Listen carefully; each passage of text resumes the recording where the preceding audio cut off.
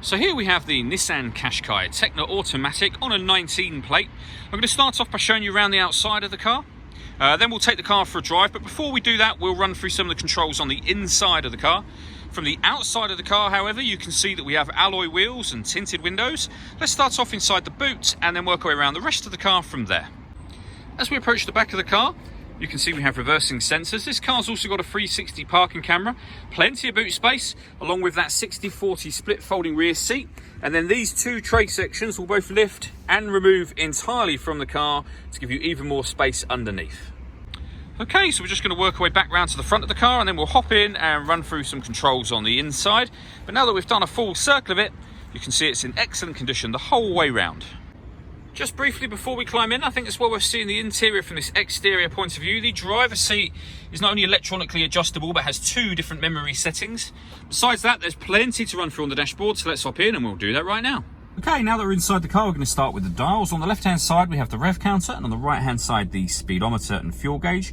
In the middle, you can see the total miles for this car, which are 1,509. The information displayed above that can be changed using buttons on the steering wheel. At the moment, we have the digital readout for the speedometer being displayed there. But you can change the information for various different things, from satellite navigation to audio settings, eventually back round to the beginning again. If we back out to the steering wheel, the buttons I was using just a moment ago are here. We've also got stereo controls over that side as well. And then on the left-hand side of the steering wheel, both cruise control and speed limiter, as well as the ability to answer your phone and use voice activation for the phone as well. Of course, that can only be used after such time as you set the phone up, and that is done on the touchscreen in the center just here. As well as that, you can see that we have satellite navigation in this car. There's a full video showing how this works on our website. It's well worth checking it out if you have the chance to. But you can access it directly from the map, or you can press the menu button and use the touchscreen from there should you wish to. And at the bottom of that, you'll see that you have options for your audio, for example. This car's got AM, FM and DAB radio. It's got a CD player. You can plug in an auxiliary device, a USB device, and you can stream music, as you can see on the screen there, wirelessly via Bluetooth audio. And you can access all of those by hitting source in the top corner. And you have AM, FM, DAB, CD player, all the things I just mentioned, all showing on the screen there. This car's also, as I mentioned already, got a 360 parking camera. So on the right hand side, we have a reverse camera image. And on the left hand side, the bird's eye view image of the car, precisely where it's parked right now.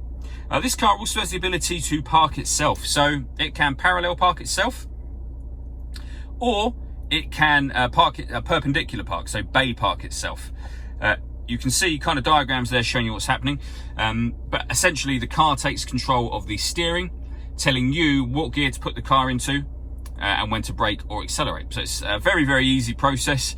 Again, we have videos showing a similar system on our website. Working our way down from that, we have dual zone climate control. So you can adjust the passenger and driver temperatures, the fan speed up and down from there.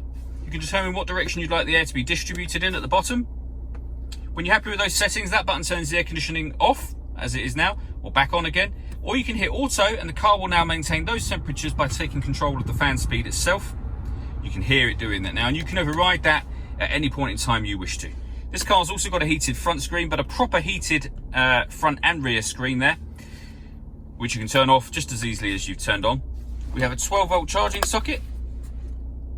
We have the electronic handbrake, the gear lever for the fully automatic gearbox, and then driver and passenger heated seats with two temperature settings each, so high and low. Okay, so lastly, now that we're driving along in the car, you'll be able to hear that the engine is very, very smooth. The gearbox is also really nice. You can hardly even notice the gear changes. And hopefully this is coming across with the audio on the camera. But it's a very quiet engine as well, and the whole car, in fact, no noises whatsoever.